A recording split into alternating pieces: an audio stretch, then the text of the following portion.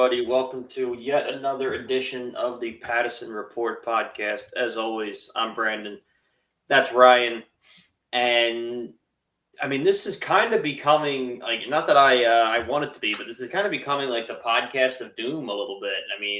The last time we came on, we were talking about the Phillies had just cut ties with Rob Thompson. That one was a bit more of a bummer. Your feelings about Rob aside, generally good baseball dude, brought a lot of good memories to the city, did a lot of good for Philadelphia. And we're doing another pod this week after another long-time Philadelphia sports member was let go of their job. A little bit more excitement this time, but I think we'll get into just how much of it is deserved. But Daryl Morey was, in my opinion, finally fired as the president of basketball operations for the Sixers. A lot of people think he's the GM. He actually is not. That is Elton Brand, which mind-boggling how only Daryl Morey was fired. But I think we'll get more into that. But just initially, Morey was here for 6 years. Oversaw some huge contracts, some seemingly good trades, a lot of awful ones. But when you look back at the Morey era of the Sixers, where does it land in the calamity that is this team? Let's take it from 2000 till now. How bad really was it? Oh my goodness. Well, it's got to be near the top. Well, Colangelo is without question the top. That's everybody else is competing for second. Sam Hinkie's the man. That's all I'll say. He did it right. He fell on the sword. Bring him back. Yeah, it's a little mean, but there's 2 points where I just look at this franchise going south over all these years.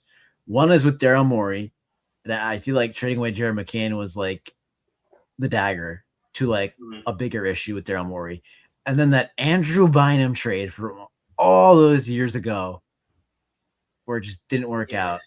God, I forget who was even running the show then. That's why I forgot the name. The name slipped my thoughts, but so it was those 2 moments in Sixers history that truly define it for me. And then there's a lot of not so great draft picks in between, but it's really hard to hit a draft pick in the NBA. And which we should give Morey credit for. And that's the thing that look. I think we both agree. I'm with you. I'm glad that, Daryl Morey had to be fired. Was he the worst GM in the NBA? No, I don't think so. I just think his model of team building is outdated now, and the league has not only caught up but surpassed him. He only knows how to build big threes and minimum contracts. And if this was 2010 through 2018, that's the way every team was designed. And that's ironically when Morey kind of cut his teeth as a very good NBA GM. The problem is that's not how teams are built anymore. You look at who's still standing. Detroit's deep. Actually, might be a bad day to say that, but Cleveland's deep. The Knicks are insanely deep. You go out west, OKC obviously built through the draft, hit on a ludicrously high rate in the draft. But, that's a deep team. Like all of these teams, yes, do you have a couple superstars? Absolutely. But it's not necessarily 3 superstars and a crew of minimums. And for his entire tenure, Morey has insisted that's the only way to build the Sixers. And when you look at some of the young talent that he's given up on early or jettisoned for one reason or the other, Jared McCain's just the latest. You look back, Paul Reed's having a very good playoff in Detroit. Isaiah Joe is one of the best 3-point shooters in the league. Just this year, the Sixers had Julian Champagnie here for 2 back-to-back 10-day contracts. He's going out to the Spurs, and he's a regular contributor. I think he starts. So just the talent evaluation for existing players was horrible. The misunderstanding of roster construction was horrible. But the one thing you couldn't take away from him was the man can draft. He knows how to draft. You look at in order to let all of those guys go, he had to pick them in the first place. Yeah, and that's, a double-edged sword in itself because sure, if you draft really well, you gotta let them go, but at the same time, you can game the system. And to your point, two of those four deep teams that you named got deep because of generational trades. Yeah. Like Shea for Paul George and then all those picks, like that was a generational mishap by the Los Angeles Clippers get Kawhi there. And then, of course, on the other hand, Jalen Brunson taking that contract that he did. Yeah. It was like 20 mil under league average. So like those feel like outliers at this point where, Cleveland and Detroit don't. They feel like they've built through the draft. They've built mostly organically. Detroit needs another guy.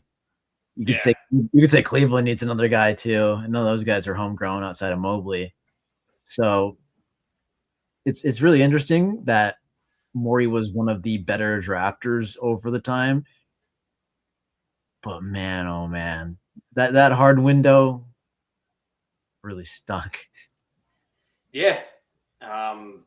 And it's just, and I want to get into a little bit deeper because look, a lot of it's Morey's fault. I just spent the better part of 2 minutes explaining all of the reasons why. And that's not even taking into account the bag you give Tobias Harris, the bag you give PG. You can debate. I know it's easy, revisionist history. It's easy to say, why on earth would you extend Joel Embiid? But if you think back to that summer, they didn't necessarily have a choice. Tyrese Maxey did the team a solid, really, and should have been extended a year early. He played on that lame duck year with the understanding that the Sixers were going to take care of him next season. So the Sixers had a max slot open for 1 year and 1 year only. They really couldn't punt and wait and see what Embiid was going to be. They had to spend it there. But there's so many other deals where Morey just overpaid for aging stars or overpaid for his buddies that just kind of cost this team. But I think a little bit too much does get put on Daryl Morey. He should have been fired. I'm going to say that about 100 times this episode. It's also tough to build a team when you have an ownership who is just completely focused on ducking the tax and not improving the team. Don't you mean the Washington Commanders?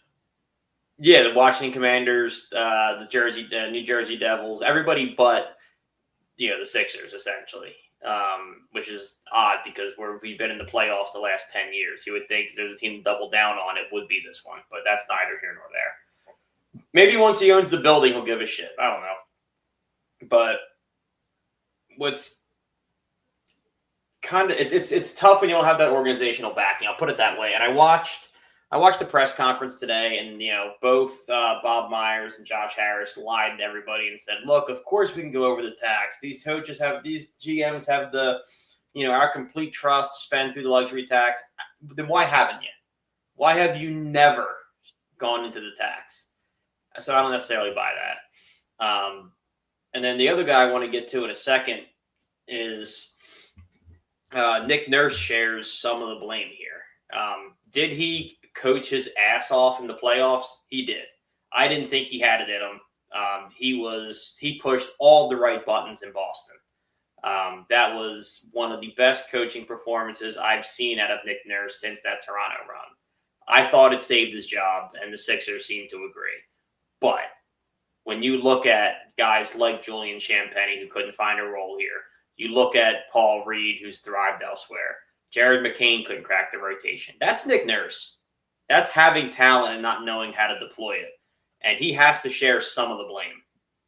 Yeah, he definitely has to share some of the blame. But, man, like you said, he coached his butt off this playoffs. Sadly, his brother passed away, and that's just awful. And he gave the team his all, even through one of his hardest times. So I remember his time in Toronto very fondly because he was just the guy back then. So, yeah, times change, but I think he's more able to adapt than Daryl Morey was. he's shown an ability to. I think if there's a knock on Nick Nurse, it's you look at least recently. I mean, the same knock he kind of had against Doc Rivers. Like you look at the amount of young talent that wasn't able to flourish, and that's is it there? Is Daryl Morey giving up on them too quickly? 100%.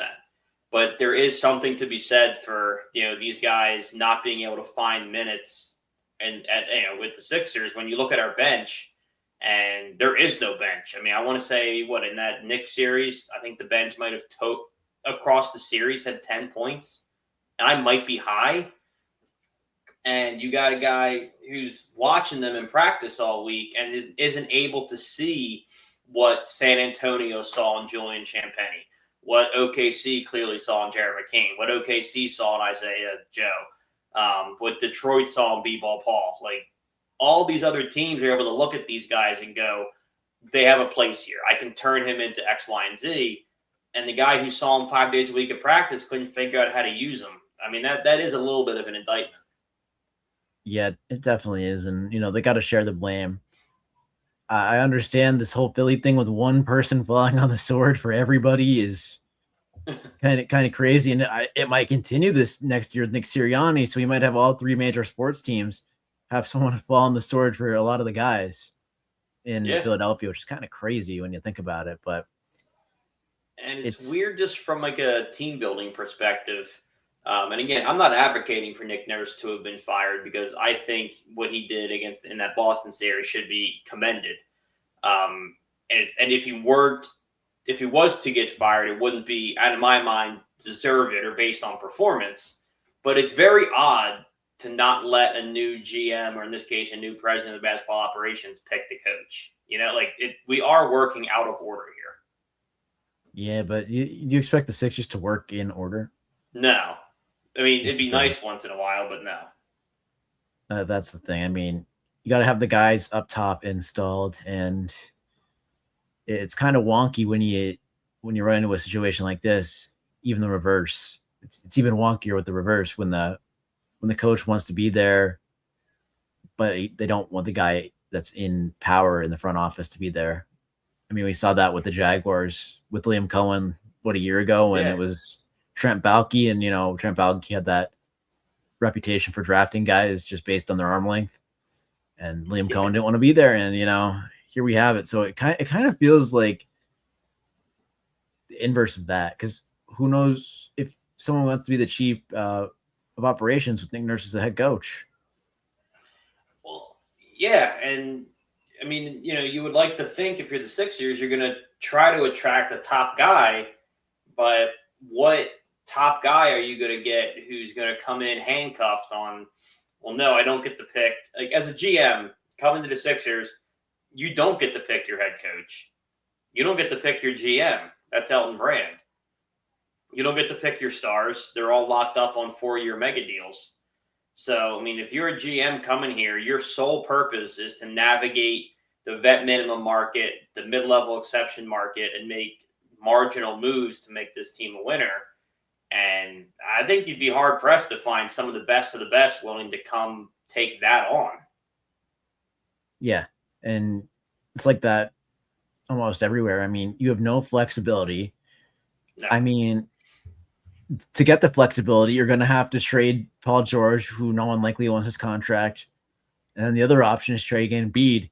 And the city is going to run you out of town before your first game in the Sixers organization. So, there's no way to get flexibility without absolute mutiny.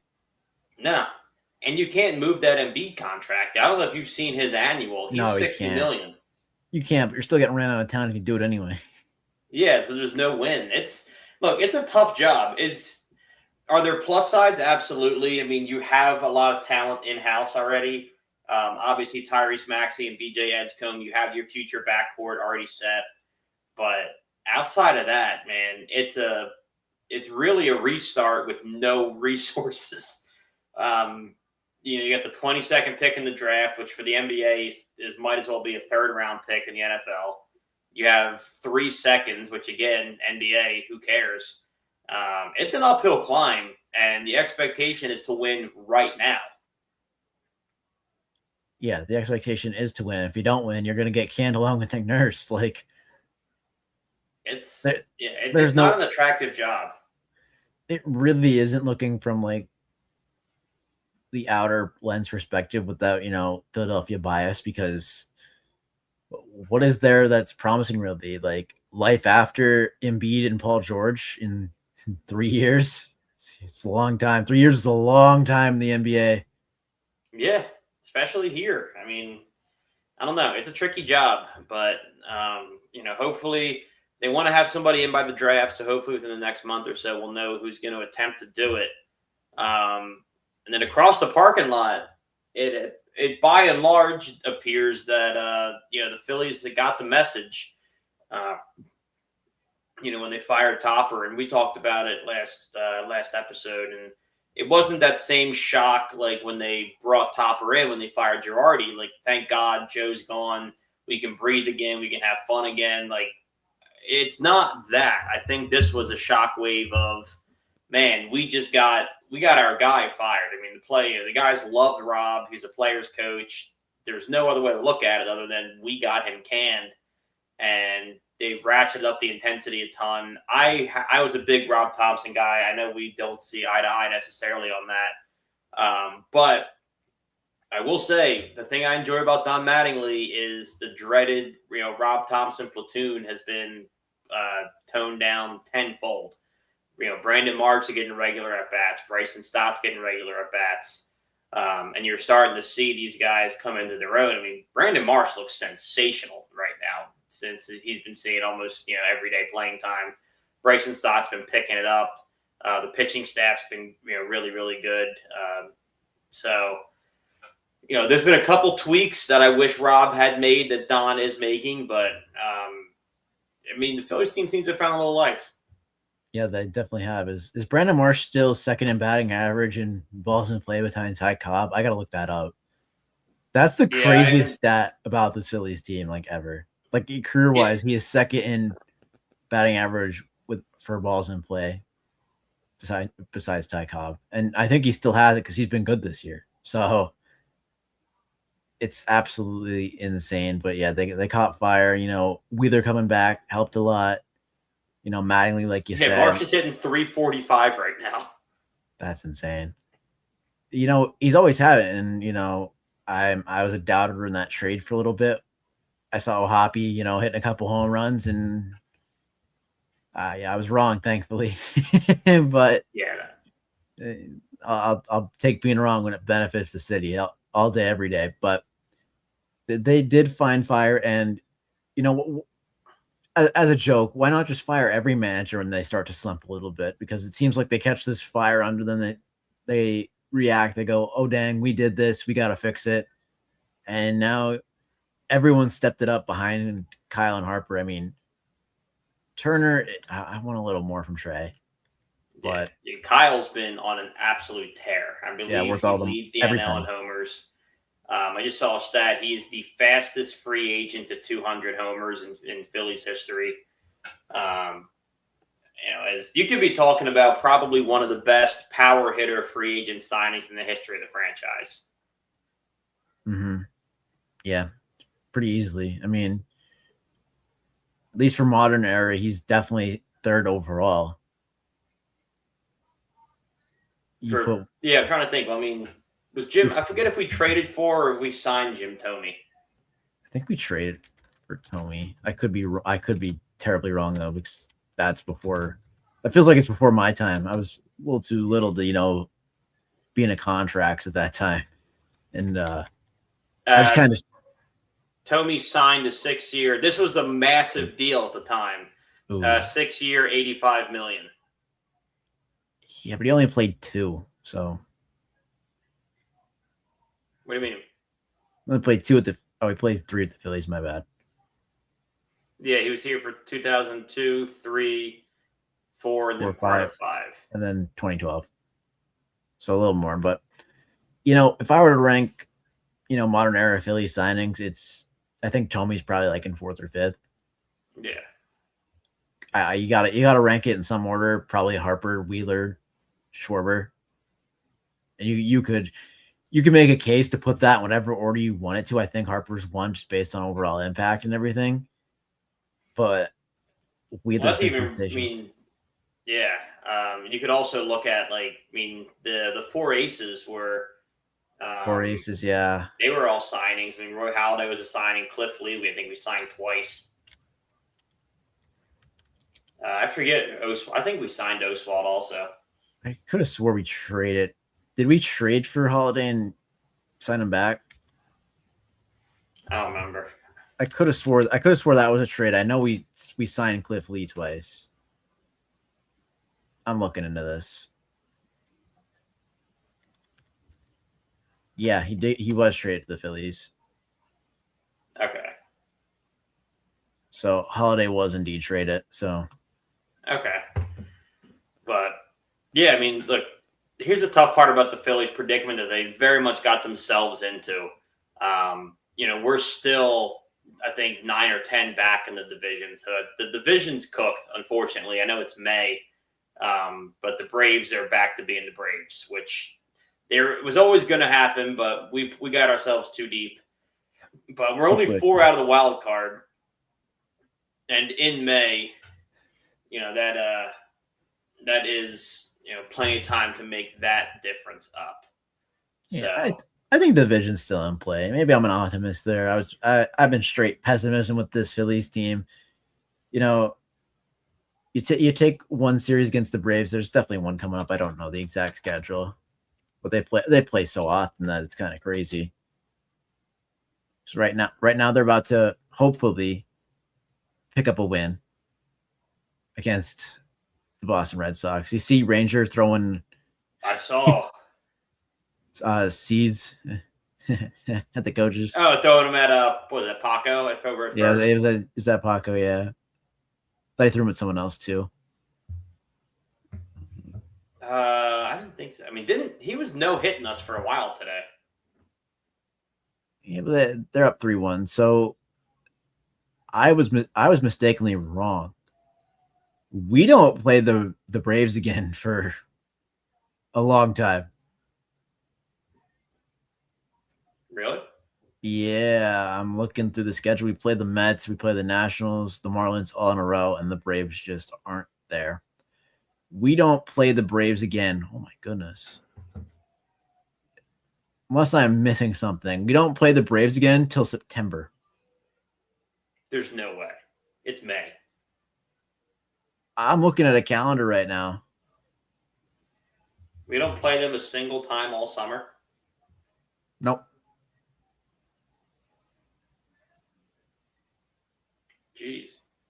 Like I said, unless I'm sorely missing something that's like a crazy miss, then maybe.